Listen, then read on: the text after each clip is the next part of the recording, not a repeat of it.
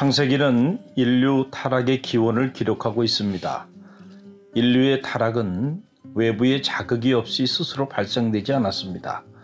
가장 행복한 순간에 가장 치명적인 유혹이 아담과 하와에게 찾아왔습니다. 뱀의 등장이 그것입니다. 창세기 3장에서 사용되고 있는 뱀은 히브리어로 나하슈인데 본래 그 단어는 파충류를 지칭하는 포괄적인 용어입니다. 창세기에서 뱀으로 번역된 나하슈는 강교함으로 사람을 미혹하는 능력을 지닌 사악한 존재로 묘사되고 있습니다. 물론 뱀 자체가 마귀는 아닙니다.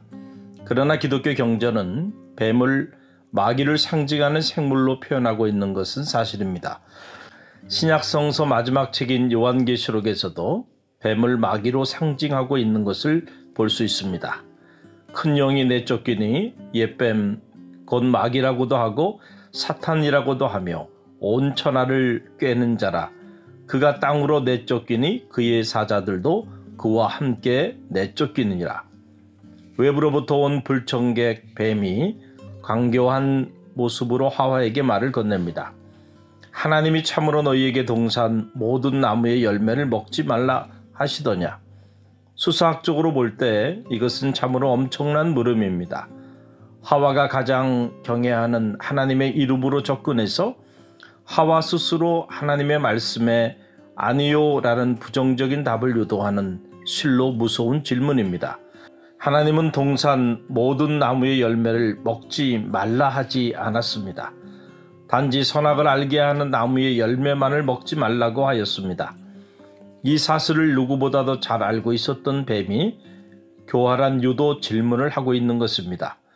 하나님의 말씀을 완전히 왜곡하는 것이 아니라 아주 조금 각도를 바꿈으로써 하와의 마음에 부정적인 의구심을 품게 만들어준 것입니다.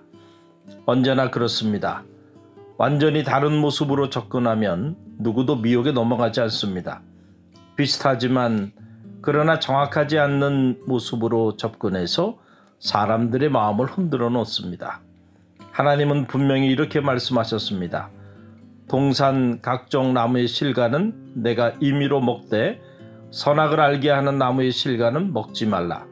내가 먹는 날에는 정령 죽으리라 하시니라. 뱀의 유도 질문에 마음을 빼앗긴 하와는 하나님의 말씀을 조금 다르게 설명합니다. 동산 중앙에 있는 나무의 실과는 하나님의 말씀에 너희는 먹지도 말고 만지지도 말라. 너희가 죽을까 하노라 하셨느니라. 정령 죽으리라는 말과 죽을까 하노라는 말에서 차이를 발견하게 됩니다.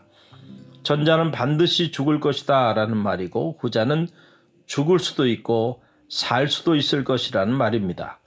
이 작은 차이가 신라원의 비극을 가져오는 시발점이 된 것입니다.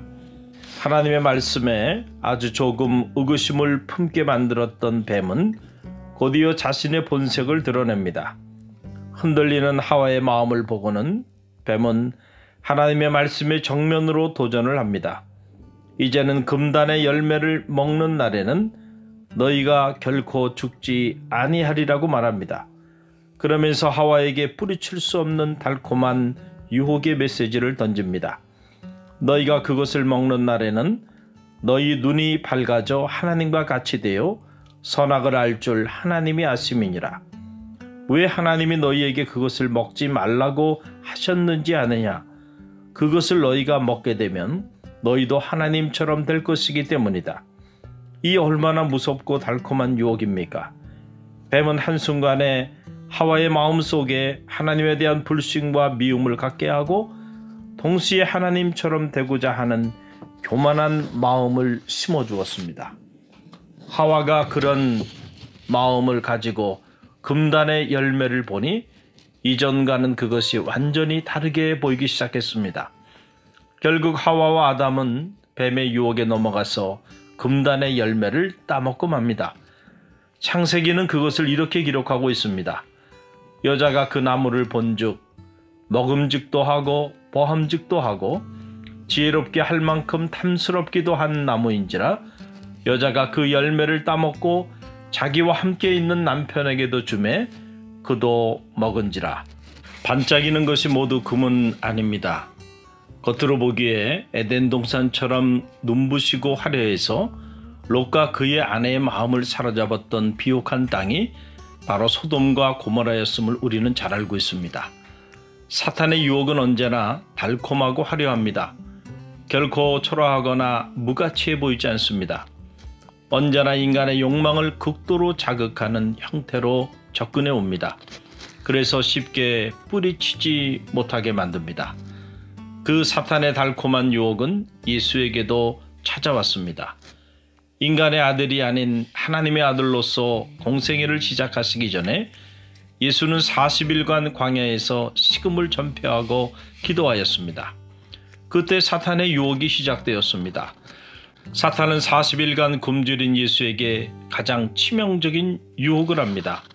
돌들을 떡덩이가 되게 하라는 것입니다. 얼마나 견디기 힘들었을까요? 그리고 하나님의 아들로서 사역을 시작하는 예수에게 정말로 당신이 하나님의 아들이면 거룩한 성전 꼭대기에 올라가서 한번 뛰어내려 보라는 것입니다. 그러면 내가 참으로 널 하나님의 아들로 섬기리라는 것입니다. 얼마나 강교한 유혹인가요? 마지막으로 사탄은 예수를 지극히 높은 산으로 데리고 가서 천하 만국을 눈으로 직접 다 보여주며 딱 한 번만 내게 경배하면 이 모든 것을 내게 주리라는 엄청난 유혹을 합니다. 단 한 번의 경배로 천하를 얻게 되는 순간입니다. 이 얼마나 외면하기 어려운 달콤한 유혹입니까? 이것이 기독교 경전이 보여주는 사탄의 유혹의 특성입니다. 꿈꾸는 자에게 가장 무서운 적은 사실 고난이 아니라 유혹입니다. 꿈이 있는 사람들은 웬만한 고난은 잘 극복합니다. 그러나 언제 넘어집니까? 고난 앞에서가 아니라 유혹 앞에서입니다. 달콤한 유혹 앞에 넘어가지 않을 장사가 없습니다. 그래서 그렇게 오랜 시간 힘들게 올라간 정상에서 그토록 많은 사람들이 쉽게 무너져 내리는 것입니다.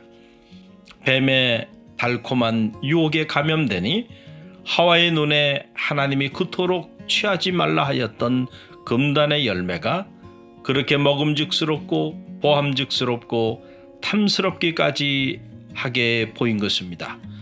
뱀이 하나님을 향한 하와의 순전한 마음을 부패하게 만든 것입니다.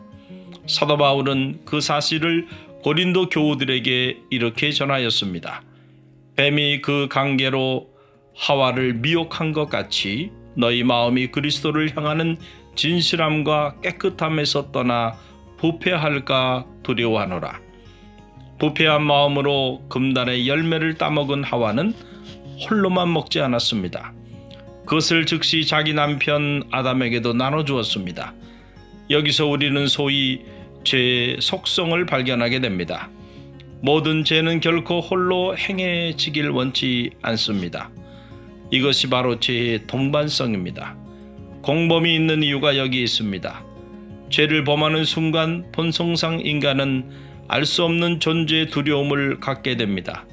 그 두려움을 극복하기 위한 수단으로 다른 사람들로 하여금 함께 동일한 죄를 범하게 만듭니다. 죄의 전염성은 바로 여기서 비롯된 것입니다. 가능한 한 많은 사람들이 함께 죄를 범할 때 죄로 인해 발생되는 두려움을 감소시킬 수 있다고 믿기 때문입니다.